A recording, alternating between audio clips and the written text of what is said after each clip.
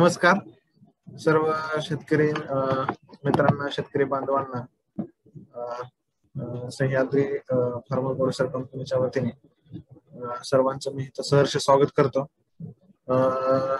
आज आपण पाठीमागच्या सेशन मध्ये आपण शेतकऱ्यांचे जे प्रॉब्लेम आहेत कांदा पिकामध्ये जे समस्या आहेत की ज्यांना काही प्रॉब्लेम येतात तर त्याविषयी आपण चर्चा केली आणि अशा आपण एचक्यूआरच्या माध्यमातून सर्वच पिकांवरती चर्चा करतोय. मला वाटतं आतापर्यंत सीताफळ असेल, आंबा पिकावरती म्हणजे सरांनी भरपूर असं मोलाचं मार्गदर्शन केलंय. तर आज आपण कांदा पिकावरती कांदा पिकाचं नियोजन कसं केलं पाहिजे, उत्पादन वाढीच्या दृष्टीने कशा पद्धतीने आपण मॅनेजमेंट केलं पाहिजे, काही त्याच्यामध्ये काय बाबी आहेत महत्वाच्या बाबी त्या आपण विचारात घेऊन त्या पद्धतीने आपण जर नियोजन केलं तर नक्कीच आपलं उत्पादन हे वाढू शकतं. आणि तर आता सर्वात महत्वाचं म्हणजे पहिल्यांदा जर पाहिलं तर आपल्याला कांदा पीक लावताना सगळ्यात महत्वाची गोष्ट म्हणलं की आपली जमीन.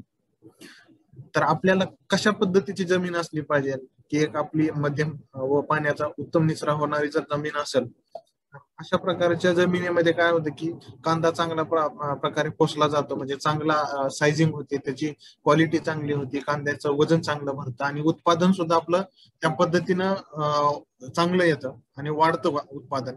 जर समजा हलक्या जमिनीत किंवा मुरुम असलेल्या रेताड जमिनीत जर आपण कांद्याचं लागवड केली तर त्या ठिकाणी काय होतं की कांद्याचा आकार असू द्या किंवा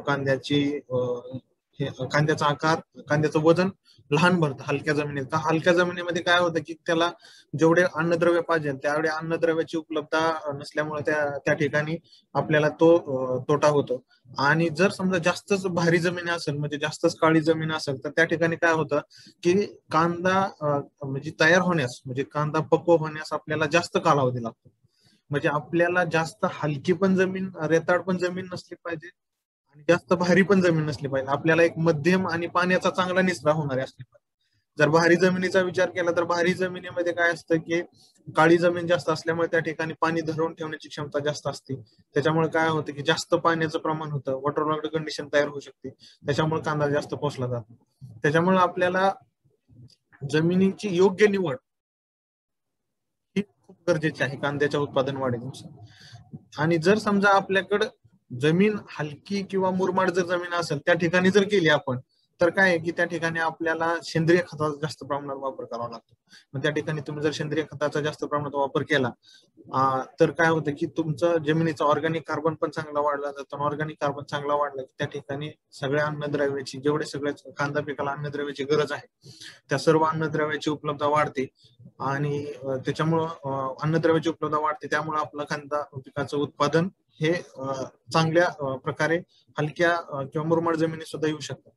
आता सगळ्यात महत्वाचं म्हणजे की आता आपण जमीन बघितली तर आपल्या महाराष्ट्रात जास्त प्रमाणात 3 हंगामात लागवड केली जाते. म्हणजे कोणता, खरीप हंगाम असू द्या, रब्बी.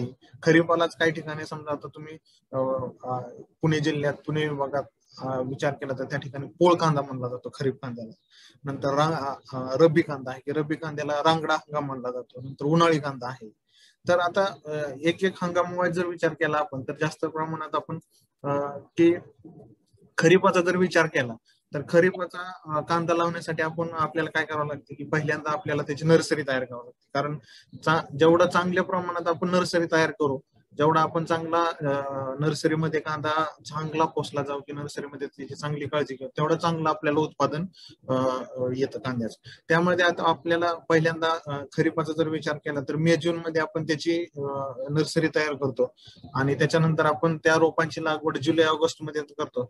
आणि त्याचं एक तुमचं लागवडीचं अंतर जर चांगलं मेंटेन असेल तरच तुमचं कांद्याचं उत्पादन येतं. म्हणजे लागवडीचं अंतर कसं मेंटेन असेल, जर समजा तुमचं लागवडीचं अंतर, दोन्ही ओळीचं अंतर हे 15 सेंटीमीटर आणि दोन्ही कांद्याचं अंतर जर 10 सेंटीमीटर असेल तर काय होतं की कांद्याला सायझिंग वाढ व्हायला, कांदा पोसायला जास्त प्रमाणात चांगली मदत होते. आणि त्याचबरोबर आपण सीझन नुसार किंवा हंगामानुसार जर आपण आपल्या जातीची जर निवड व्यवस्थित केली, की जसं की खरीपासाठी आहे फुले समर्थ आहे, पुन्हा फुरसंगी आहे, N241 आहे, भीमा सुपर आहे, भीमराज आहे, भीमा रेड आहे, बसवंतलाल आहे, अशा अशा प्रकारच्या वाहनांची जर आपण निवड केली तर नक्कीच आपलं उत्पादन हे खरीपाचं सुद्धा चांगलं येऊ शकतं. फक्त आपल्याला हंगामीय जाती जर आपण निवडून त्या पद्धतीने जर आपण त्याचं लागवड केली तर नक्कीच आपल्याला कांद्याचं उत्पादन हे चांगल्या प्रकारे येऊ शकतं आणि चांगल्या प्रकारे येतं. आता दुसरा जर हंगाम विचार केला तर रब्बी हंगाम. आता रब्बी हंगाम जर विचार केला तर रब्बी हंगामाचे आपल्याला नर्सरी आपण ऑगस्ट ते सप्टेंबरच्या दरम्यान करतो. कमीत कमी 2.5 किलो बियाणं लागतं एकरी. आणि त्याची पण आपण लागवड करताना लागवडीचं अंतर जर आपण पाहिलं तर 12.5 बाय 10 सेंटीमीटरवर जर लागवड केलं तर एक कमीत कमी 2,45,000 एवढी रोपांची संख्या एकरात एवढी रोपं बसतात. आणि त्याच्या खरीप रब्बीच्या जर तुम्ही जाती बघितल्या तर भीमा किरण आहे, भीमा शक्ती आहे, भीमा शत आहे, पुसा रत्ननार आहे, पुसा माधवी आहे. अशा प्रकारच्या जर आपण जाती निवडल्या रब्बी हंगामात तर नक्कीच आपल्याला रब्बी हंगामाचं सुद्धा चांगलं उत्पादन येऊ शकतं. आणि तिसरा जो महत्वाचा हंगाम आहे तो उन्हाळी कांदा आहे, की उन्हाळी कांद्याचा जर विचार केला तर उन्हाळी कांद्याचं जास्त प्रमाणात आपल्या महाराष्ट्रात जास्त प्रमाणात लागवड केली जाते. तर उन्हाळी कांदा आपल्याला तयार करावं लागते आणि त्याची नर्सरी तयार झाल्यानंतर त्याची आपण डिसेंबर ते जानेवारी मध्ये आपण त्याची लागवड करतो. आणि तो हॅलो हॅलो आवाज येतोय तुमचा? आवाज येतोय सर? हो हो, येतोय येतोय. हा, उन्हाळी कांद्याचा जर विचार केला तर उन्हाळी आपण नर्सरी तयार करताना उन्हाळी कांद्यासाठी आपण ऑक्टोबर ते नोव्हेंबर च्या आसपास आपण नर्सरी तयार केली. त्यानंतर आपण त्याची लागवड डिसेंबर जानेवारी मध्ये करतो. आणि त्याचं जर अंतर जर पाहिलं तर 10 बाय 10 सेंटीमीटर असलं म्हणजे 10 सेंटीमीटर हे तुमच्या 2 ओळीतलं आणि 10 सेंटीमीटर हे तुमच्या 2 रोपातलं अंतर असल्यामुळे तिथं आपल्याला कांद्याची संख्या जास्त प्रमाणात बसली जाते. म्हणजे एक 3,15,000 एवढे रोप बसले जाते.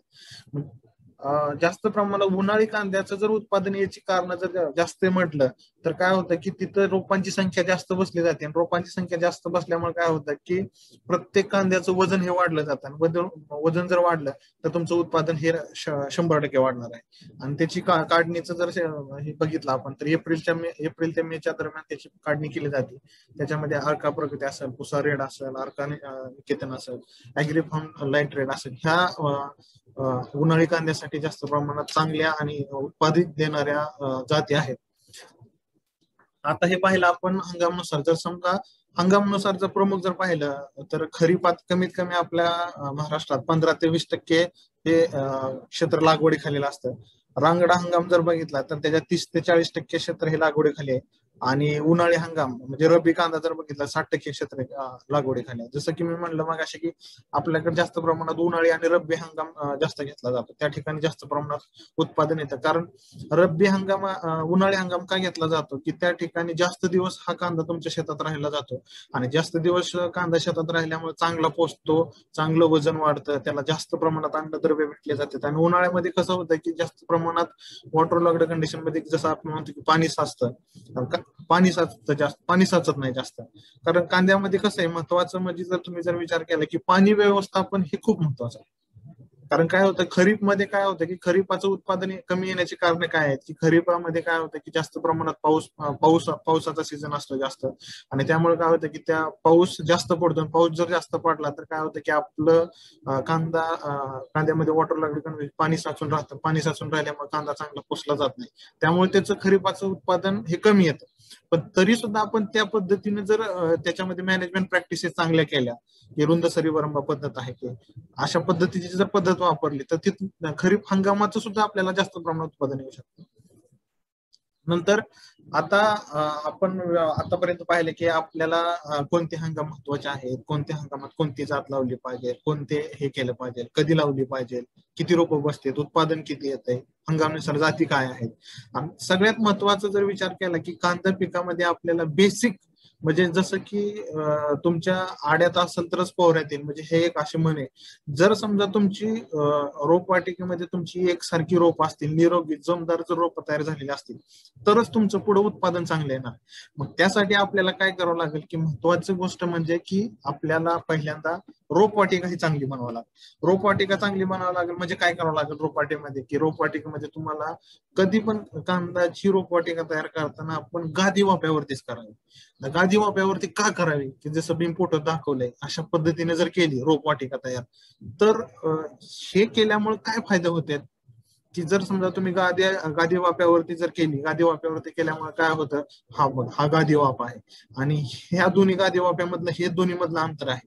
म्हणजे सरीवरंबा पद्धतीवरती जर केली तर काय होतं की ह्याच्यामध्ये जास्त प्रमाणात जर पाऊस झाला तर काय होतं की ह्या सरीतून पाणी निघून जातं आणि कमी जरी पाऊस झाला तरी सुद्धा ह्या सरीत पाणी मुरतं.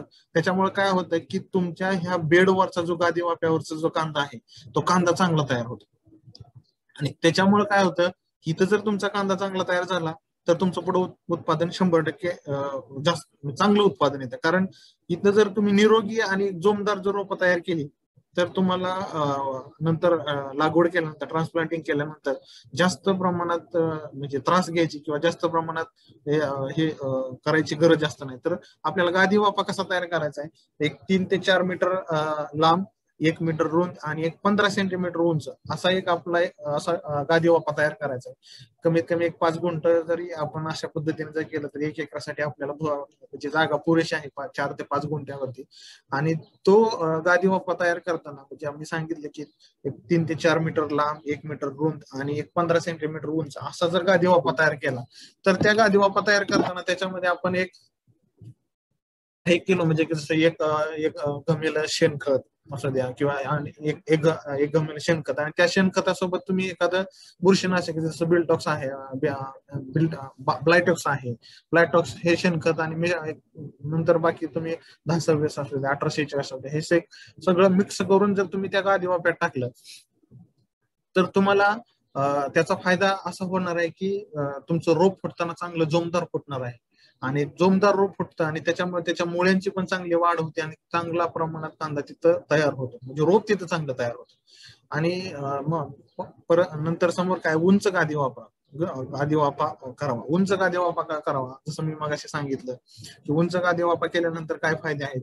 तुम्ही उंच गादी वाफा केला तर काय होतं की उंच गादी वाफा केल्यामुळे तिथली जमीन ही भुसभुशीत असते, पोकळी जमीन असते आणि पाऊस जास्त पडला तरी सुद्धा तिथून काय होतं की तुमच्या सरीवर पद्धत केल्यामुळे तुमच्या ह्या सरीमध्ये तुमचं पाणी साचतं आणि ह्या सरीतनं पाणी साचून हे निघून जातं. त्याच्यामुळं ह्या गादी वाफ्यावरती तुमचं कोणत्याही प्रकारचं पाणी साचलं जात नाही. पाणी न साचल्यामुळे काय होतं की त्या कांद्याला चांगली पोषक वातावरण तयार होतं आणि तिथं गादी वाफा केल्यामुळे तिथं सुद्धा पोरोसिटी म्हणतो की जमिनीची भुसभुशीतपणा तो जास्त प्रमाणात येतो आणि जेवढी जास्त तुमची जमीन भुसभुशीत राहील तेवढा जास्त तुमचा कांदा चांगला पोचला जातो, तेवढा जास्त प्रमाणात चांगला तुमचा कांदा तयार होतो.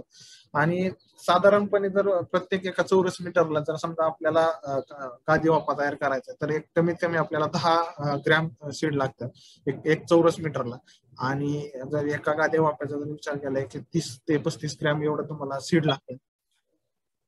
दुसरा हा विषय की नर्सरी तयार करताना कधीही तुम्ही सपाट वाफा वापरायचा नाही. सपाट वाफा वापरायचा नाही. का वापरायचा नाही, तर सपाट वाफा वापरल्यामुळे काय होतं की आता मी जसं सांगितलं की मग अशी पावसाळ्यामध्ये पण प्रॉब्लेम होतो. म्हणजे सपाट वाफा जर वापरला तर पाऊस आला तर पूर्णपणे पाणी साचतं. पूर्णपणे तर त्या वाफ्यात जर पाणी साचलं सपाट वाफ्यावरती तर तुमचा म्हणजे कांद्याचं म्हणजे कांदा म्हणजे तुमचं रोपच तयार होण्यास तुम्हाला खूप साऱ्या अडचणी येतात. म्हणजे काय होतं की मग कांदा एकसारखं रोप तयार होत नाही, एकसारखी कांद्याची गाठ तयार होत नाही.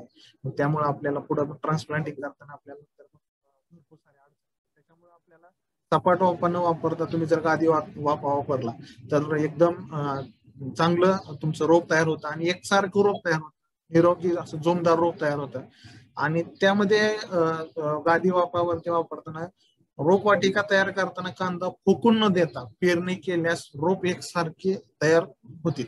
म्हणजे काय होतं की जर समजा आपण रोपवाटिका तयार करायचं म्हणतो, नर्सरी तयार करायचं म्हणतो, त्या नर्सरी तयार करताना जर समजा आपण नुसतं हाताने असं ब्रॉडकास्टिंग करतो की जसं आपण युरिया वगैरे विस्कटतो रानात, तसं न करता जर समजा आपण एक तुमच्या खुरप्याच्या सहाय्यानं एक गादी वाप्यामध्ये अशी सरी पाडून त्याच्यामध्ये तुम्ही असा हाताने जर कांदा पेरला तर काय होतं की तो कांदा एकसारखा उगवला जातो आणि एकसारखा कांदा उगतो, त्याची सायझिंग एकसारखी होती, सगळ्या गोष्टी एकसारख्या होत्या. आणि जर समजा तुम्ही हातानं फोकून जर दिला तर काय होतं की एखाद्या ठिकाणी कमी जास्त कांदा कमी जास्त सीड पडतं, म्हणजे एखाद्या ठिकाणी जास्त सीड पडतं. जास्त सीड पडल्यामुळे काय होतं त्या ठिकाणी गर्दी जास्त होती, गर्दी जास्त झाल्यामुळे काय होतं की तिथला जो कांदा रोप आहे ते रोप एकसारखं तयार होत नाही. म्हणजे कांद्याची खालची जर तुमची ही जर पाहिली गाठ जर पाहिली तर तुमची हरभऱ्यासारखी गाठ तयार व्हायला पाहिजे, तरच आपण कांदा तयार ट्रान्सप्लांटिंग करू शकतो.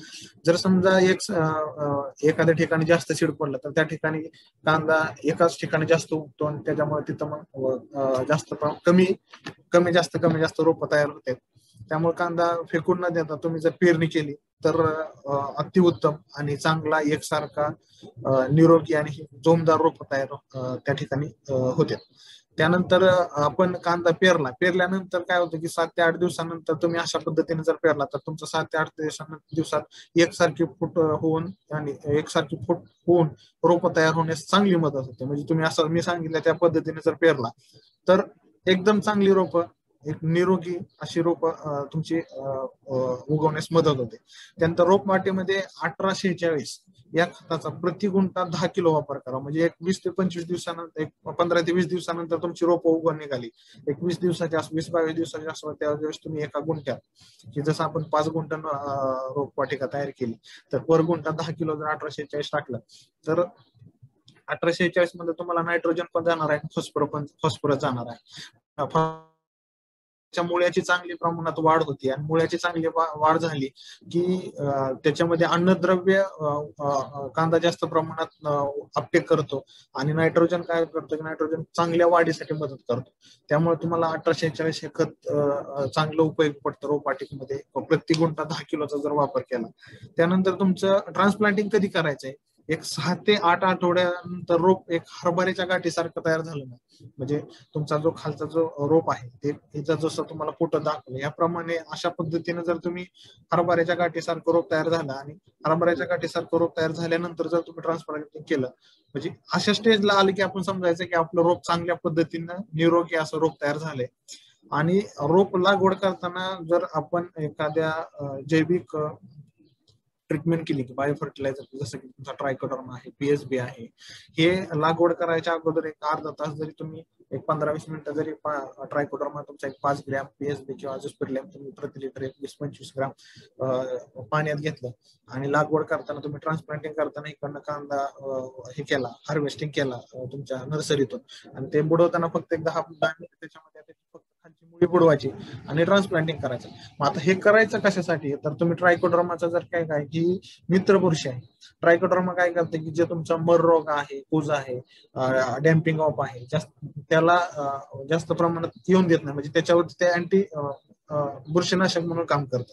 आणि ट्रान्सप्लांटिंग करताना तुम्ही 1-2 दिवस आधी म्हणजे उद्या ट्रान्सप्लांटिंग करायचं तुम्हाला तर आदल्या दिवशी तुम्ही त्याच्या कांद्याच्या रोपवाटेमध्ये तुम्ही जर पाणी दिलं आणि त्याच्यानंतर जर ट्रान्सप्लांटिंग केला तर काय होतं की पाणी दिल्यामुळे काय होतं की जमिनीमध्ये ओलावा टिकून राहतो. ओलावा टिकून राहिल्यानंतर तुम्हाला हार्वेस्ट म्हणजे ट्रान्सप्लांटिंग करताना त्याची मुळं तुटत नाही. त्यामुळं नर्सरीमधनं ट्रान्सप्लांटिंग करताना तुम्हाला पाणी द्यायचं आहे, आपण आदल्या दिवशी पाणी द्यायचं आणि पाणी दिल्यानंतर दुसऱ्या दिवशी तुम्ही त्याची नर्सरीतून काढून तुम्ही डायरेक्टली ट्रान्सप्लांटिंग करू शकता. त्यानंतर काय कांदा पेरणी केल्यामुळे एकसारखा वाढ होत नाही. जर समजा आपण नर्सरी न तयार करता डायरेक्टली जर पेरणी केली तर काय होतं, डायरेक्टली पेरणी केल्यामुळे सुद्धा कांदा येतो, पण काय होतं की काही ठिकाणी कांदा उगवत नाही, काही ठिकाणी जास्त सीड पडतं. त्यासाठी आपल्याला मग त्यासाठी काय करावं लागते, नंतर आपण त्या ठिकाणी तुम्ही रोप आपल्याला गॅप फिलिंग करावं लागतं. त्यासाठी आपण जर कांदा पेरणी न करता डायरेक्टली नर्सरी तयार करून जर केला, कारण नर्सरी तयार केल्यामुळे आपल्याला खूप सारे फायदे होतात की नर्सरी तयार केल्यामुळे आपल्याला चांगला एक निरोगी असं जोमदार रोप तयार होतं आणि त्याच्यानंतर आपण ट्रान्सप्लांटिंग केलं तर कांद्याची वाढ आणि कांदा चांगला पोचला जातो. कारण नर्सरीत आपण त्याच्यावरती जे येणारे रोग किंवा किडे आहेत त्याच्यावरती खूप सारं व्यवस्थापन केलेलं असतं आणि त्या नर्सरीमध्ये एकसारखी निरोगी जोमदार रोपं तयार झाल्यामुळं पुढे आपल्याला कोणत्याही प्रकारची अडचण येत नाही. नंतर आपण अशा पद्धतीने नर्सरी केली आणि ज्यावेळेस आपल्याला ट्रान्सप्लांटिंग करायचं म्हणजे डायरेक्ट शेतामध्ये लावायचं आहे त्यावेळेस आपल्याला शेतामध्ये आपल्याला बेसल डोस टाकायचा. बेसल डोस म्हणजे काय की सेंद्रिय खताचा भरपूर व रासायनिक खताचा संतुलित वापर करणं गरजेचं आहे. कारण काय होत चाललंय की आताचा जर विचार केला तुम्ही तर आता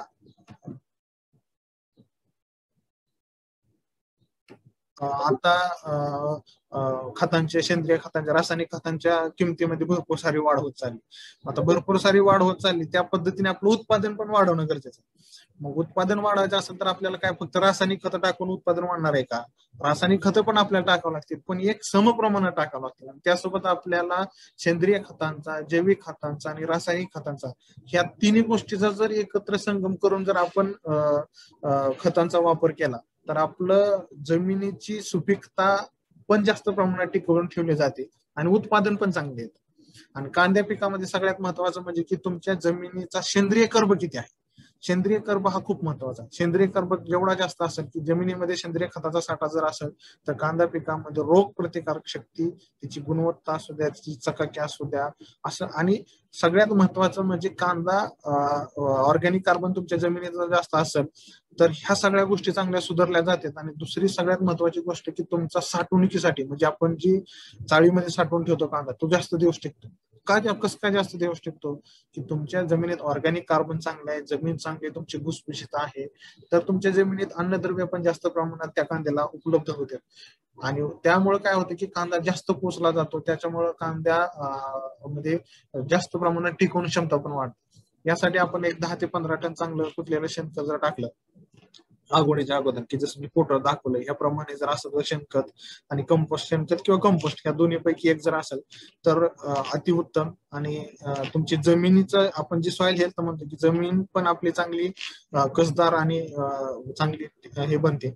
आता ह्याच्यानंतर आपलं लागवड तंत्रज्ञान.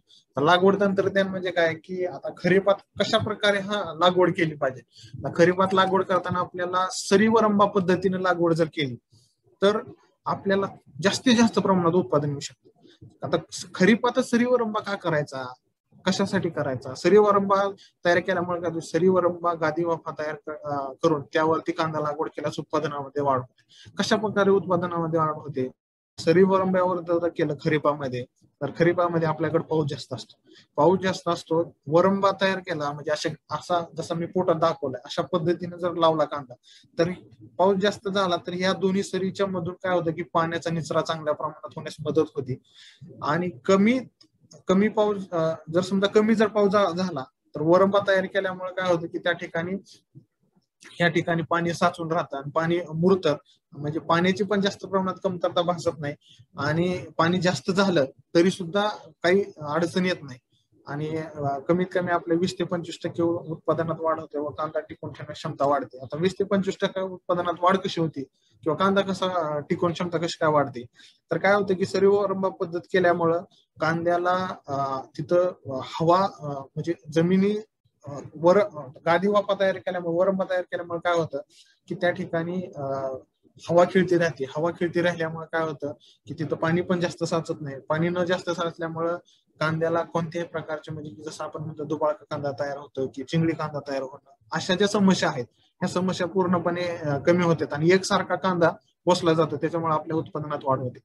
रोपामध्ये वाढीसाठी अनावश्यक स्पर्धा कमी होते, उत्पादनात वाढ होते. पेरणी योग्य अंतरावर केल्यामुळे हवा खेळते राहते, पीक जोमात येते व उत्पादन चांगल्या दर्जाचे येते. की जसं मी सांगितलं की सरीवरंबा पद्धत लागवड केली तर सरीवरंबा पद्धत लागवड केल्यामुळं तिथं हवा खेळते राहते, योग्य अंतरावरती पीक लावलं जातं, त्याच्यामुळे पीक चांगले येतं आणि चांगल्या प्रकारे चांगल्या दर्जाचं आपल्याला उत्पादन भेटू शकतं. आणि रब्बीमध्ये पण आपण सरीवरंबा पद्धत लागवड करू शकतो. पण रब्बी लागवड सीझन मध्ये सपाट वाफा तयार केला की डायरेक्टली आपण वाफा तयार करून जरी लागवड केली तरी सुद्धा रब्बीमध्ये काय अडचण येत नाही. कारण रब्बीमध्ये काय आपल्याकडे जास्त पाऊस पडत नाही त्याच्यामुळं त्या ठिकाणी अशा प्रकारचे काही प्रॉब्लेम जास्त येत नाही. इथं जसं मी सांगितलं की लागवडीसाठी लागणारी रोपांची संख्या एकरी किती आहे. खरीपासाठी 2,15,000, रब्बीसाठी 3,15,000 आणि रांगडा की रब्बी आणि खरीपाचा मधला जो आहे रांगडा ते 2,85,000 एवढी रोपांची संख्या ही केली जाते. आता ह्याच्यामध्ये सर्वसाधारणपणे जर समजा अधिक आपल्याला चांगलं उत्पादन घ्यायचंय आणि चांगला जर कांदा पोसायचा असेल तर कमीत कमी 2 ओळीतलं अंतर आहे हे 15 सेंटीमीटर असलं पाहिजे आणि 2 रोपातलं अंतर आहे हे 10 सेंटीमीटर असलं पाहिजे. म्हणजे 2 ओळीतलं अंतर 15 सेंटीमीटर आणि 2 रोपातलं अंतर 10 सेंटीमीटर असेल तर कांद्याला वाढायला म्हणजे पोसायला चांगलं प्रमाणात तिथं क्लायमेट तयार होतं आणि त्यामुळे त्याची वाढ पण चांगली होती आणि त्याला अन्नद्रव्य पण चांगल्या प्रमाणात भेटले जाते आणि चांगली वाढ झाली, चांगली वाढ भेटली तर त्याच्यामध्ये चांगली टिकवून क्षमता राहते. त्याच्यामुळे कांदा जास्त प्रमाणात टिकून राहतो. सर्वसाधारणपणे एका चौरस मीटरला कमीत कमी 67 रोपं लावली पाहिजेत. एका गुंठ्यात कमीत कमी 6,500 ते 6,700 रोपं, तर एका एकरात कमीत कमी 2,68,000 अशा प्रकारे रोपं बसतात. म्हणजे 15 बाय 10 सेंटीमीटर एवढं अशा पद्धतीने जर तुम्ही लागवड केली तर रोपांची संख्या पण मेंटेन होते आणि जेवढी रोपांची संख्या मेंटेन होईल तेवढा प्रत्येक रोप आणि प्रत्येक कांद्याची साईज मेंटेन होती आणि प्रत्येक कांद्याची साईज मेंटेन झाल्यामुळे त्याचं वजन पण वाढतं आणि प्रत्येक कांद्याची साईज आणि व्यवस्थित मेंटेन झाल्यामुळं कांद्याची जी टिकवून क्षमता आहे ती पण जास्त प्रमाणात होती. यानंतर आहे की आता लागवड केल्यानंतर आपल्याला तणनाशकाचा वापर आहे. जर लागवडीनंतर रोपांची मुळी वाढ लागायच्या काय होतं की आपण लागवड केल्यामुळे आता खरीपाचा जर विचार केला तर खरीपामध्ये आपण लागवड करायच्या अगोदरच आपण काय होतं की लागवड केली आणि एखादा चांगला पाऊस मोठा झाला तर काय होतं की मुळांची म्हणजे कांदा लागायच्या आधी म्हणजे चिटकायच्या आधीच त्याच्यामध्ये तणाचा जोर वाढतो. त्यामुळे काय होतं की तण जर जास्त वाढलं तर आपल्या पिकांची जी वाढ आहे ती खुंटती वाढ. त्यामुळे त्यासाठी काय करा की आपल्याला पिकातील खुरपणी वेळोवेळ करणं गरजेचं आहे. पण काय आहे की आताचा जर विचार केला की खुरपणी करणं सुद्धा अवघड झालं. कशामुळे अवघड झालं की वाढती मजुरी आहे किंवा मजुरांचा तुटवडा किंवा याचा जर विचार केला तर आपली खुरपणी वेळेवर होत नाही. यासाठी आपल्याला काय करायचं की आपल्याला तणनाशकाचा वापर करायचा. तणनाशकाचा वापर करताना सुद्धा कशाप्रमाणे करायचा आहे. जर समजा तुम्ही रोपवाटिका तयार करत असाल तर रोपवाटिकेमध्ये सुद्धा तण येतं. मग त्यासाठी काय करायचं की रोपवाटिका तयार करायच्या अगोदर तुम्ही त्या जे मी सांगितलं की 4 बाय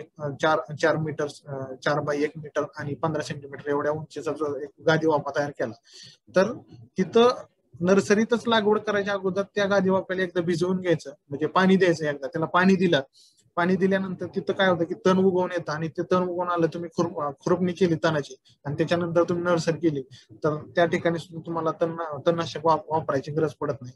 जर समजा असं पद्धतीने नाही केलं तर त्या ठिकाणी पेंडामिथिलिन नावाचं एक पेंडामिथिलिन घटक असलेले एक हर्बिसाइड आहे. हे 2 ml प्रति लिटर पाण्यात टाकून फवारणी करायची आणि लागवडीनंतर आपल्याला एक दुसऱ्या पाण्याच्या वेळेस गोल 10 मिली 10 लिटर साठी जर वापरलं तर तरी सुद्धा आपण भरपूर प्रमाणात तणावरती आपण मात करू शकतो आणि तणांचा कमी हे करू शकतो. त्यानंतर महत्वाचं हॅलो, आवाज येते सर? हो सर, येतोय आवाज. सगळ्यात महत्वाचं आहे की कांदा पिकातील अन्नद्रव्य व्यवस्थापन. आता अन्नद्रव्य व्यवस्थापनाचा जर विचार केला तर अन्नद्रव्य व्यवस्थापन ही सगळ्यात महत्वाची गोष्ट आहे. सगळ्यात महत्वाची गोष्ट कशी की आपल्याला जर कांदा टिकवायचा असेल, कांद्याची साईज चांगली करायची असेल आणि एक चांगलं उत्पादन जर घ्यायचं असेल तर अन्नद्रव्य व्यवस्थापन करणं महत्वाचं आहे. की जसं मी सांगितलं की खरीपासाठी किती आहे 40 किलो नत्र, स्फुरद 20 किलो प्रति एकर, पालाश 20 किलो प्रति एकर आणि गंधकाचा वापर करणं खूप महत्वाचं आहे. गंधकाचा म्हणजे सल्फरचा वापर करणं महत्वाचं आहे. सल्फरचा वापर का करायचा, कशासाठी करायचा? जर समजा तुम्ही कांदा पिकामध्ये सल्फरचा वापर केला तर काय होतं की कांद्याची टिकवून क्षमता वाढते. टिकवून क्षमता वाढते म्हणजे काय होतं, कशी वाढते टिकवून क्षमता? की सल्फर काय करतं की तुमच्या कांद्यातला जो घटक आहे म्हणजे जो ऍसिड आहे अलील प्रोपिल डायसल्फाइड हे कांद्यामध्ये जे आपण खाल्ल्यानंतर म्हणतो की कांदा तिखट आहे, ते तिखट होण्याचं कारण काय की सल्फर टाकल्यामुळं तुमच्या कांद्यातलं अलील प्रोपिल डायसल्फाइडचं प्रमाण वाढतं. त्याच्यामुळे कांदा तिखट होतो आणि जेवढा जास्त कांदा तिखट असेल तेवढा जास्त तो टिकला जातो. मग तुम्हाला ह्यासाठी काय करावं लागेल की तुमच्या जमिनीमध्ये किंवा अन्नद्रव्य व्यवस्थापन करताना तुम्हाला पालाश म्हणजे तुमचं पोटॅश आणि सल्फर ह्या दोन्हीची जर तुम्ही मात्रा व्यवस्थित दिली, ह्या दोन गोष्टींचा जर तुम्ही जास्त प्रमाणात फोकस केला म्हणजे लागवड करते वेळेस तुम्ही 50% नायट्रोजन असेल, नत्र असेल आणि 100% पूरक पालाश आणि गंधक हे जर वापरलं तर कांदा चांगल्या प्रमाणे पोसला जातो. नंतर नत्राची सर्व मात्रा रोपांच्या लागवडीनंतर 60 दिवसाच्या आतच द्यावी. की आता आपला कांदा 70 ते 90 दिवसाच्या आसपास चांगला पोसला जातो की चांगला तयार होत असतो 90 दिवसाच्या आसपास, 70 ते 90 दिवसाच्या आसपास. तर 60 दिवसाच्या आतच का द्यावी? जर समजा 60 दिवसाच्या नंतर दिलं तर काय काय पर्याय काय होऊ शकतं की 60 दिवसाच्या नंतर जर तुम्ही नायट्रोजन जर दिला तर काय होतं की तुमच्या पातीची फक्त साईज वाढत जाते. मग पातीची फक्त साईज वाढल्यामुळे काय होतं की खाली कांदा पोसला जात नाही, फक्त तुमची पातच वाढत जाते. म्हणजे जेवढं सगळं आपण अन्नद्रव्य दिलेलं आहे ते अन्नद्रव्य काय करतं की फक्त पात वाढवण्यातच खर्च केलं जातं, त्यामुळे खाली कांदा चांगला पोसला जात नाही. त्यासाठी काय करायचं की तुम्हाला त्या ठिकाणी नायट्रोजनचं मॅनेजमेंट करायचंय, म्हणजे तुमचा पात फक्त जास्त वाढली नाही पाहिजे. त्यासाठी तुम्हाला 60 दिवसाच्या अगोदरच नायट्रोजन जेवढा तुम्हाला द्यायचा आहे की 40 किलो प्रति एकरी नायट्रोजनचा आहे तो तुमचा 60 दिवसाच्या अगोदर द्यायचा, 60 दिवसाच्या नंतर नाही द्यायचा. नंतर नाही दिल्यामुळे नंतर नाही द्यायचं का की जसं मी आता कारण सांगितलं तुम्हाला तशा पद्धतीने जर तुम्ही एक अन्नद्रव्य व्यवस्थापन केलं तर तुमच्या कांद्याची टिकवण क्षमता उत्पादन हे 100% वाढते. त्यानंतर काय सूक्ष्म अन्नद्रव्य जमिनीतून 30 ते 45 दिवसापर्यंत द्यावेत. म्हणजे तुम्ही जर सूक्ष्म अन्नद्रव्य आहे की जसं तुमचं फेरस आहे, झिंक आहे, मॅग्नीज आहे, जेवढे सगळे मायक्रोन्यूट्रंट आहे ते मायक्रोन्यूट्रंट, नंतर तुमचं सल्फर आहे, नंतर तसंच प्रमाणे सिलिकॉन आहे. तुमचा एक 35 दिवसाला आणि एक 65 दिवसाला जर तुम्ही सिलिकॉनची एक फवारणी जर केली 1 ml प्रति लिटरनं तर काय होतं की सिलिकॉन काय करतं की तुमच्या कांद्यात जेवढं सगळं स्ट्रेस म्हणजे कोणत्याही प्रकारच्या रोगाला बळी पडत नाही आणि एक चांगलं रोग तयार होतं आणि चांगला कांदा तयार होतो. आणि जर समजा 60 दिवसाच्या नंतर जर समजा तुम्हाला नायट्रोजनचं मॅनेजमेंटच नाही झालं की जसा खरीपचा कांदा आहे, खरीपात काय होतं की पाऊस पडल्यामुळे सुद्धा नायट्रोजनचं प्रमाण जास्त वाढतं. त्या ठिकाणी करताना काय करायचं की आपल्याला एक 45 आणि 60 दिवशी 45व्या दिवशी आणि 60व्या दिवशी काय करायचंय की एक कमअप 26 2 ml प्रति लिटर ह्या अशी जर फवारणी केली 45 आणि 60 दिवशी तर काय होतं की हे कमअप काय आहे त्याच्यामध्ये मायक्रोन्यूट्रंट कंटेंट आहेत, जे मायक्रोन्यूट्रंट आहेत. आणि सगळ्यात महत्वाचं म्हणजे तुमच्या कांद्या पिकातला नायट्रोजनला दाबायचं म्हणजे काम कमी करण्याचं काम करतं. म्हणजे अनफॉर्च्युनेटली आपल्या जमीन जर चांगली असेल, आपण खत व्यवस्थापन जर चांगलं केलं असेल, शेणखत भरपूर टाकलं असेल तर काय होतं की आपल्याकडून नायट्रोजन मॅनेज होत नाही. किंवा खरीपामध्ये काय होतं की पाऊस पडल्यामुळे सुद्धा हवेतला नायट्रोजन भरपूर सारा जमिनीमध्ये येतो, त्यामुळे आपल्याला तिथं नायट्रोजन मॅनेजमेंट करणं शक्य होत नाही. त्या ठिकाणी काय करणं की तुम्ही कमऑफ 26 अशा ह्या मायक्रोन्यूट्रंटची जरी फवारणी केली तर काय होतं की हे काय करतं की तुमच्या कांदा पिकातला नायट्रोजनला कमी करण्याचं काम करतं. म्हणजे अमोनिकल नायट्रोजनचं प्रमाण कमी जर झालं आणि बाकी तुमचा फॉस्फरस आणि पोटॅशियम ह्याची जर लेवल तुमच्या कांद्यात वाढली तर कांद्या पोसण्याचं आणि कांद्याला मी जसं सांगितलं की कांद्यामध्ये एक घटक असतो की अलील प्रोपेल डायसल्फाइड आणि म्हणजे काय अलील प्रोपेल डायसल्फाइड म्हणजे थोडक्यात मराठी कांदा जास्त प्रमाणात तिखट होतो, त्यामुळे जास्त प्रमाणात टिकवला जातो. अशा प्रकारे जर असं म्हणजे आपण अन्नद्रव्य जर व्यवस्थापन केलं तर नक्कीच आपण एक चांगला आणि एक भरघोस आणि शाश्वत असं उत्पादन आपण कांद्या पिकाचं काढू शकतो. त्यानंतर सगळ्यात महत्वाचं आणि सगळ्यात इम्पॉर्टंट जर गोष्ट जर बघितली कांद्या पिकामध्ये तर कांद्या पिकातलं पाणी व्यवस्थापन खूप महत्वाचं आहे. म्हणजे काय की पाणी व्यवस्थापन का महत्वाचं आहे? जर समजा कांद्यात जास्त प्रमाणात जर पाणी झालं की जसं मी ह्या फोटो दाखवले, ह्या फोटो 1 नंबरचा जर फोटो बघितला तुम्ही, हा 1 नंबरचा फोटो बघितला, अशा पद्धतीने जर आपण पाणी मॅनेजमेंट करत असाल तर हे साफ चुकीचं म्हणजे कसं की अशा पद्धतीने जर पाण्याचा वापर केला तर काय होतं की जास्त प्रमाणात पाणी साचून राहतं आणि जास्त प्रमाणात पाणी साचल्यामुळं त्या ठिकाणी वॉटर लॉक्ड कंडिशन तयार होते. तिथं जमिनीमध्ये एरिएशन जास्त होत नाही, म्हणजे हवा खेळती राहत नाही. हवा खेळती नाही राहिल्यामुळे काय होतं की कांदा चांगला पोसला जात नाही. जसं आपण म्हणतो दुबाळका कांदा होणं किंवा कांदा चिंगळी कांदा पडणं, हे असे भरपूर सारे प्रॉब्लेम होते. आणि खरीपाचा जर विचार केला तर खरीपात जास्त प्रमाणात आपल्याला एक पाणी देण्याची गरजच पडत नाही. जर समजा आपण ड्रिप सिस्टीम किंवा असं स्प्रिंकलर सिस्टीमचा जर वापर केला तर आपल्याला 1-2 वेळाच पाणी द्यायची गरज पडते. जर समजा आपण ड्रिप आणि स्प्रिंकलर म्हणजे तुषार सिंचनाचा जर वापर केला, ठिबक सिंचन आणि तुषार सिंचनाचा वापर केला तर आपल्याला गरजेपुरतच आपण पाणी देता येतं. म्हणजे काय होतं की आपल्याला पाटाचं पाणी न देता अशा पद्धतीने ठिबक आणि तुषार सिंचनाचा जर वापर केला तर, आणि पाणी देताना पण एक महत्वाची गोष्ट आहे की तुम्हाला पाणी देताना वापसा बघून पाणी द्यायचं. म्हणजे वापसा बघून पाणी देणं म्हणजे काय की आता सध्या पाण्याची गरज आहे जमिनीमध्ये, तुम्ही जाऊन कांद्याच्या पिकामध्ये जाऊन दोन्ही वाफ्यामध्ये जाऊन तिथली माती किंवा हातामध्ये अशी घट्ट पकडून किती किती किती टक्के मॉइश्चर आहे हे बघून जर आपण पाणी दिलं तर खूप सारा म्हणजे कांदा चांगला पोसला जातो, दुबाका कांदा होत नाही, चिंगळी कांदा होत नाही. आणि खरीपाचा जर विचार केला तर कमीत कमी एक 10 ते 12 दिवसानंतर आपल्याला पाणी देण्याची गरज असते, कारण या ठिकाणी पाऊस पण पडत असतो, त्याच्यामुळे पाणी देण्याची जास्त गरज पडत नाही. आणि एक रब्बी किंवा उन्हाळी हंगामाचा जर विचार केला तर तुम्हाला 6 ते 7 दिवसाच्या अंतरानं पाणी देण्याची गरज पडते. पण जास्त प्रमाणात आपण बीबीएफ की जसं 2 नंबरचा जो फोटो दाखलाय म्हणजे रुंद सरी वरंबा जर बघितला तर सरी वरंब्यामध्ये तुम्ही ड्रिपची लागवड अशा पद्धतीने ड्रिप टाकून जरी वॉटर मॅनेजमेंट पाणी व्यवस्थापन केलं तर चांगल्या प्रमाणात आणि चांगला कांदा पोचला आणि उत्पादन पण जास्त प्रमाणात आपल्याला येण्यास मदत होते. त्यामुळं पाणी व्यवस्थापन हे खूप महत्वाचं आहे. कांद्या पिकामध्ये तुम्ही जेवढं काटेकोरपणे पाणी व्यवस्थापन करचाल तेवढं चांगलं आणि शाश्वत उत्पादन आणि जास्त प्रमाणात उत्पादन हे तुम्हाला कांद्या पिकातून मिळू शकतं.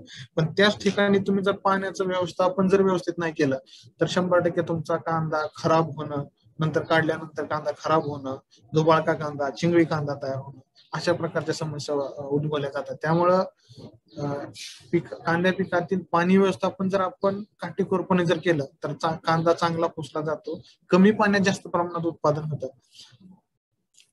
तर जसं पाहिलं आपण पाणी व्यवस्थापन हे खूप महत्वाचं आहे.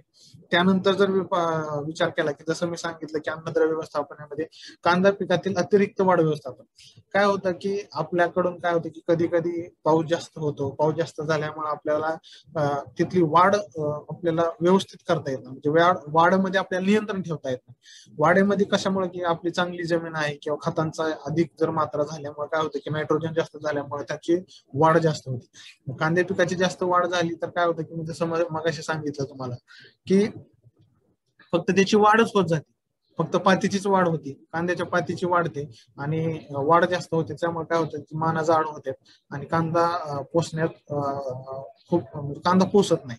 त्यामुळे काय होतं की त्याची आणि ह्याच्यामुळे काय होतं की वाढ जर व्यवस्थापन नाही जर व्यवस्थित झालं तर कांदा काढणी सुद्धा आपली लांबू शकते आणि कांदा पिकाची काढणी पण लांबते. त्यामुळे काय होतं वाढ जर व्यवस्थित नाही तर कांदा निमुळका, दुबाळका, बारीक चिंगळी कांदा जास्त प्रमाणात पडतो. त्यामुळे आपल्याला ह्या ठिकाणी कमीत कमी 75 ते 90 दिवसाच्या असताना किंवा 90 दिवसाच्या वरती असताना तर तुम्हाला एक क्लोरोमेक्टा क्लोराइड म्हणजे ट्रिपल सी लिओसिनचा ह्याचा जर एक स्प्रे घेतला तर 4 ते 6 मिली प्रति लिटर पाण्यात जर फवारलं तर त्या ठिकाणी आपण त्याची वाढ जी अतिरिक्त होणार आहे ते आपण कंट्रोल करू शकतो. नंतर सगळ्यात महत्वाचा गोष्ट की त्या ह्याच्या कांद्या पिकावरील प्रमुख कीड कोणत्या आहेत आणि त्याचं नियंत्रण कसं करायचं आहे. प्रमुख कीड कोणत्या आहेत की ह्या कांद्या पिकावरती सगळ्यात महत्वाचं जर पाहिलं तर कांद्या पिकात की ही पण मावा, फुलकिडे, तुडतुडे ह्या पण कीड येतात. पण सगळ्यात महत्वाची जर कीड पाहिली तर फुलकिडे म्हणजे थ्रिप्स किंवा त्याला काही ठिकाणी टाक्या पण म्हणतात. तर काय होतं की थ्रिप्सचा तुमचा एक 30 ते 35 दिवसाचा प्लॉट असेल ना तर त्यावेळेस काय होतं की थ्रिप्सचं इन्फेक्शन जास्त होतं, म्हणजे थ्रिप्स अटॅक जास्त होतो. म्हणजे थ्रिप्सचा अटॅक जास्त झाला तर काय होतं की जसं इथं मी दाखवलंय की अशा प्रकारे थ्रिप्सचा अटॅक होतो आणि थ्रिप्स काय करतं की ह्या कांद्याच्या पातीतला पूर्णपणे रस शोषून घेतं आणि रस शोषून घेतल्यामुळे काय होतं की त्या ठिकाणी जो थ्रिप्सचा अटॅक होऊन गेल्यानंतर त्या ठिकाणी करप्याचं प्रमाण वाढतं. म्हणजे त्या ठिकाणी काय होतं की थ्रिप्सनं ते काय होतं की त्या ठिकाणी तिथून असा रस बाहेर येतो आणि रस बाहेर आल्यामुळे त्या ठिकाणी एखाद्या करप्यासारख्या बुरशीचं प्रमाण जास्त प्रमाणात वाढतं आणि त्या ठिकाणी करप्याला पण बळी पडतो. म्हणजे थ्रिप्स कंट्रोल जर तुम्ही केला, थ्रिप्स कंट्रोल केला की करप्याचं प्रमाण ऑटोमॅटिकली कमी होणार. पण थ्रिप्स कंट्रोल करायचा आहे तर त्यासाठी काय करणं की 35 ते 40 दिवसाचा अंतरा ज्या दिवसाचा कांदा असेल तर त्या ठिकाणी तुम्हाला नियंत्रणासाठी 10 ते 15 दिवसाच्या नंतर 15 दिवसांच्या नंतर डिमेक्रॉन असेल किंवा मेटास्टिक असेल किंवा कार्बोसल्फोन असेल आणि त्याच्यामध्ये कोणतं पण इन्सेक्टिसाइड तुम्ही स्प्रे करत असताना त्यामध्ये स्टिकर घेणं महत्वाचं आहे. स्टिकर घेणं का महत्वाचं आहे? कारण काय होतं की कोणतं पण इन्सेक्टिसाइड तुम्ही मारत असाल किंवा पेस्टिसाइड जर मारत असाल त्यामध्ये स्टिकर टाकलं तर काय होतं की ते स्टिकर कांद्याच्या पातीला किंवा कोणत्याही पिकाच्या पानाला ते चिटकून ठेवण्याचं काम करतं. त्यामुळे काय होतं की तुम्ही स्प्रे केला आणि स्प्रे करताना सुद्धा त्या ठिकाणी तुम्ही एक जेवढ्या प्रमाणात तुम्हाला प्रमाण दिले जेवढ्या लिटर पाण्यामध्ये द्यायचे त्याच प्रमाणात फवारणं महत्वाचं आहे. कारण जास्त पाण्यामध्ये तुम्ही जर कमी कंटेंट घेतलं तर जास्त पाणी झाल्यामुळे काय होतं की त्या पानावरून पाणी खाली निथळून जातं. पाणी निथळून गेलं की त्याचा काहीच उपयोग होत नाही. त्यामुळं आपल्याला जेवढं प्रमाण दिलंय जेवढ्या इन्सेक्टिसाइडचं पेस्टिसाइडचं जेवढ्या लिटर मध्ये दिलंय ते पण करणं खूप गरजेचं आहे. त्यानंतर सुरुवातीला आपण करताना कधी पण नियोजन करताना केमिकल कंट्रोल कर जाण्याऐवजी आपण एकात्मिक कीड नियंत्रण जर केलं तर एकात्मिक कीड नियंत्रण करणं म्हणजे काय करणं की सापळा पिकं लावणं. आता सापळा पिकं म्हणजे काय की जर समजा आपण कांद्याचा 1 एकराचा प्लॉट असेल तर प्लॉटच्या सभोवताली कमीत कमी 3 ते 4 अशा दाट ओळी पेरायच्या आहेत. कशाच्या तुमच्या मका असू द्या, झेंडू, चवळी, ज्वारी, बाजरी अशा पद्धतीची जर पिकं लावली तर काय होतं की ज्या तुमच्या कांद्यावरती कीड येणार आहेत म्हणजे थ्रिप्स येणार आहे, मावा, तुडतुडे जे येणार आहे ते त्या क्रॉप वरती येतात. म्हणजे मकावरती, झेंडूवरती पहिल्यांदा येतात आणि ज्यावेळेस त्या पिकावरती येतील त्यावेळेस आपण अगोदरच प्रिव्हेंटिव्ह मेजर्स म्हणून काम करणे. प्रिव्हेंटिव्ह मेजर्स मध्ये काय काम करणे कांद्या पिकाला तर प्रिव्हेंटिव्ह मेजर्स मध्ये जसं की आहे की रसुच्या किडीसाठी तुम्ही मेट्रायझम आहे, व्हर्टिसिलियम आहे, बॅसिलस बिवेरिया आहे. अशा पद्धतीने जर समजा जैविक कीड नियंत्रण जर कीड नियंत्रणावरती जर फोकस जास्त प्रमाणात केला तर जो आपला अनावश्यक खर्च होणार आहे पेस्टिसाइड वरती तो आपला कंट्रोल होणार आहे. त्यासाठी आपल्याला सापळा पिकं लावणं खूप गरजेचं आहे. आणि दुसरा एक महत्वाचा सापळा पिकामध्ये जर विचार केला तर जो आपण रुंद सरी वरंबा करणार आहे त्या सरीच्या वरंब्याच्या म्हणजे सरीमध्ये काय करायचं की कमीत कमी 7 ते 8 फुटावरती जर समजा तुम्ही ज्वारी असेल, झेंडू असेल, चवळी असेल, मका असेल अशी जर टोकन पद्धतीने हे सापळा पिकाची लागवड केली तरी सुद्धा जास्त प्रमाणात आपण अशा थ्रिप्स असेल किडींना जास्त प्रमाणात कंट्रोल करण्याचं काम करू शकतो. त्यानंतर काय हे झालं सापळा पीक. यानंतर काय यांत्रिकी सापळे म्हणजे काय त्यामध्ये आपल्याला निळे असेल, पिवळे असेल हे असे चिकट सापळे आपल्याला प्रत्येक कमीत कमी एका प्लॉट मध्ये 20 ते 25 ठिकाणी सरासरी 20 ते 25 ठिकाणी अशा पद्धतीने चिकट सापळे लावणे. हे सापळे लावल्याचा फायदा काय की हे सापळे लावल्यामुळे काय होतं की जेवढे सगळे थ्रिप्स आहे, मावा, तुडतुडे जे आहेत ना ते त्या सापळ्याला काय चिटकले जाते. अशा पद्धतीने सुद्धा आपलं नियंत्रण ह्या किडींवरती आपण करू शकतो. त्यासाठी आपल्याला कमीत कमी सरासरी एका एकरामध्ये 20 ते 25 चिकट सापळे आणि त्याच्यानंतर आपण प्रकाश सापळा पण लावू शकतो. आणि त्या जैविक कीड व रोग नियंत्रणाच्या दृष्टीने जर विचार केला तर ट्रायकोडर्मा, सुडोमोनास म्हणजे जे जैविक बायोलॉजिकल कंट्रोल जर बघायचं असेल तर बायोलॉजिकल कंट्रोल कशा पद्धतीने करावं लागतं की आपल्याला कोणताही रोग किंवा कोणतीही कीड याच्या अगोदर आपल्याला काम करणं. ते आल्यानंतर काम करायच्या अगोदर काम नाही करायचं आपल्याला. का नाही करायचं ते याच्या आधी जर काम आपण रोग नियंत्रण किंवा कीड नियंत्रणावरती जर भरपूर काम केलं तर आपलं उत्पादन म्हणजे एक शाश्वत उत्पादन येते. म्हणजे कसं की जास्त प्रमाणात इन्फेस्टेशन होत नाही त्यामुळे आपला जो लॉस आहे तो पण कमी प्रमाणात येतो. त्यासाठी आपल्याला अशा प्रकारच्या जैविक ट्रायकोडर्मा आहे, सुडोमोनास आहे, बॅसिलस, मेट्रायझम, व्हर्टिसिलियम नंतर भुरे रोग अशा पद्धतीचा जर आपण बुरशी मित्र किडींचा जर वापर केला तर आपल्या उत्पादन खर्चामध्ये पण बचत होऊ शकते आणि जे उत्पादन येणार आहे ते पण आपलं शाश्वत उत्पादन येण्यास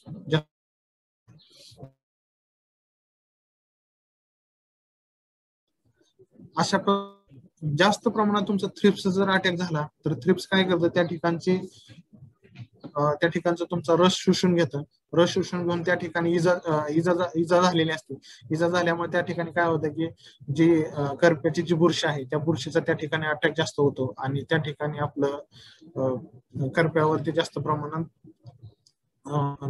अटॅक होतो. मग आपल्याला करपा यायच्या अगोदरच त्याच्यावरती काम करणं.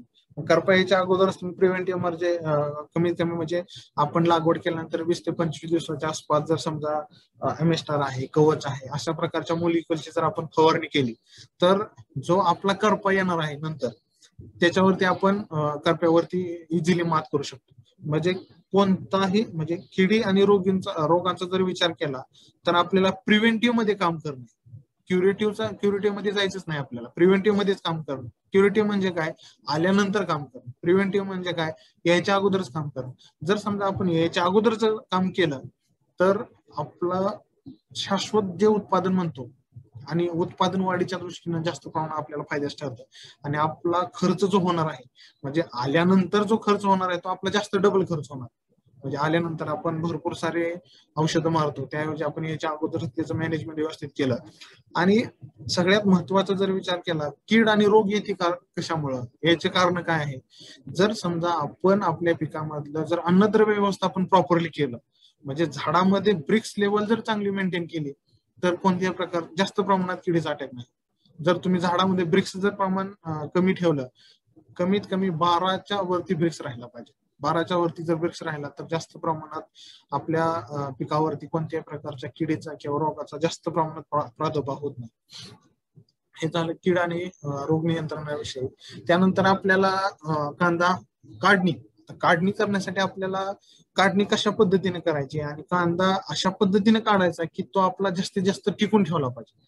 म्हणजे कांदा साठवून क्षमता टिकून ठेवण्यासाठी आपल्याला काय करायचंय की कांदा काढणीच्या अगोदर कमीत कमी 18 ते 20 दिवस, 15 ते 20 दिवस म्हणजे आपला जमिनीप्रमाणे, जर समजा भारी जमीन असेल तर त्याला जास्त दिवस लागतील, 20 ते 22 दिवस. हलकी जमीन असेल तर 15 दिवस अगोदर पाणी तोडणं गरजेचं आहे. त्यामुळे काय होतं की तुमचा पाणी जर तोडलं अगोदर 15 दिवस, पाणी तोडल्यामुळे काय होतं की कांदा नैसर्गिकरित्या काढणीस तयार होतो, म्हणजे त्याचा पक्व होतो कांदा. म्हणजे काय होतं की कांद्याच्या पातीमध्ये जेवढं सगळं ऍसिड आहे ते सगळं ऍसिड तुमच्या कांद्या बल्ब मध्ये उतरलं जातं आणि त्यामुळं कांद्याची टिकवण क्षमता जास्त प्रमाणात साठवून राहते आणि टिकवण क्षमता जास्त प्रमाणात राहते. त्यासाठी कांदा काढणीच्या अगोदर 15 दिवस कमीत कमी पाणी तोडणं गरजेचं. जमिनीप्रमाणे आपल्याला पाणी तोडणं गरजेचं आहे. नंतर कांदा साठवणूक क्षमता टिकवून ठेवण्याकरता काय करणे की 50% कांद्याच्या माना नैसर्गिकरित्या पडल्यानंतरच आपण कांदा काढावा, ही महत्वाची गोष्ट. कारण आपण माना न पडायच्या अगोदर जर कांदा काढला तर काय होतं, कांदा चांगला पोसला जात नाही आणि चांगला कांदा नाही पोसल्यामुळं कांदा टिकवून क्षमता पण जास्त टिकून राहत नाही जास्त. त्यासाठी कांदा पक्व होऊ लागला की नवीन पाणी येण्याच्या थांबतात, पाण्यातील अन्नरस कांद्यात उतरून कांदा घट्ट होतो, कांद्याचा मानेचा भाग मऊ होऊ लागतो, पाणी पिवसर होऊन जमिनीवर पडतात, याला माना पडणे असे म्हणतात. या काळात कांदा पक्व होऊन कांद्यामध्ये साठवणुकीसाठी आवश्यक असणारे बदल घडून येतात. तसेच या काळात कांद्याच्या मानेची जाडी कमी होते व पक्वतेची लक्षणे दिसून येतात. नंतर सगळ्यात महत्वाची गोष्ट काय की अजून कांदा टिकून ठेवण्याकरता आपल्याला सगळ्यात महत्वाची गोष्ट काय, काढणी नंतर शेतातच वाळवायचा. म्हणजे शेतात कशा पद्धतीने वाळवायचा आहे की, आणि त्याच्यामध्ये सगळ्यात महत्वाचं एक लक्षात ठेवणं आहे की टेम्परेचर 30 डिग्री सेल्सिअसच्या आसपास जर टेम्परेचर असेल तर तुम्ही शेतात कांदा काढल्यानंतर, की जसं मी फोटो दाखवले अशा पद्धतीने काढून जर तुम्ही शेतात 3 ते 4 दिवस जर वाळून ठेवला तर काय होतं की कांदा जेवढं सगळं तुमच्या कांद्याच्या पातीमध्ये अन्नद्रव्य आहे ते तुमच्या कांद्यात उतरलं जातं. त्यामुळे काय होतं की कांदा जास्त प्रमाणात टिकला जातो. आणि दुसरा एक ह्याचा असा ठेवण्याचा दुसरा एक मोठं काय की या काळात कांद्याचा पापुत्रा पक्व होऊन त्या कांद्याला चांगला रंग येतो आणि तसेच त्याच्या माना वाळून कांद्याचा गड्डा जो आहे, म्हणजे आपण बल्ब जो म्हणतो, तो कांदा चांगला असा पक्व होतो. त्यासाठी आपल्याला असं 3 ते 4 दिवस शेतातच वाळवून द्यायचं आहे. पण दुसरा एक महत्वाची गोष्ट ह्या ठिकाणी ठेवायची लक्षात की आपलं टेम्परेचर किती आहे. जर समजा तुमचं 35 डिग्री सेल्सिअसच्या वरची जर टेम्परेचर असेल तर त्या ठिकाणी आपण शेतात ठेवून आपल्याला चालणार नाही, कारण जास्त टेम्परेचर मध्ये काय होईल की कांद्यातून जेवढं सगळं ट्रान्सपिरेशनचा रेट जास्त होईल आणि त्याच्यामुळे कांद्यातलं पाणी निघून जाईल, त्यामुळे सुद्धा आपला कांदा खराब होऊ शकतो. त्यामुळे आपल्याला कांदा शेतात ठेवताना कमीत कमी 30 ते 32 डिग्री सेल्सिअस टेम्परेचर असलं पाहिजे.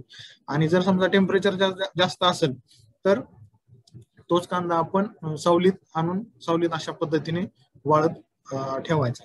कसा कांदा काढल्यानंतर शेतामध्ये पातीसकट कमीत कमी 3 ते 4, जसं मी सांगितलं की 3 ते 4 दिवस जर ठेवला तर चांगलं उत्पादन येऊ शकतं. आणि दुसरा एक कांदा साठवून ठेवण्या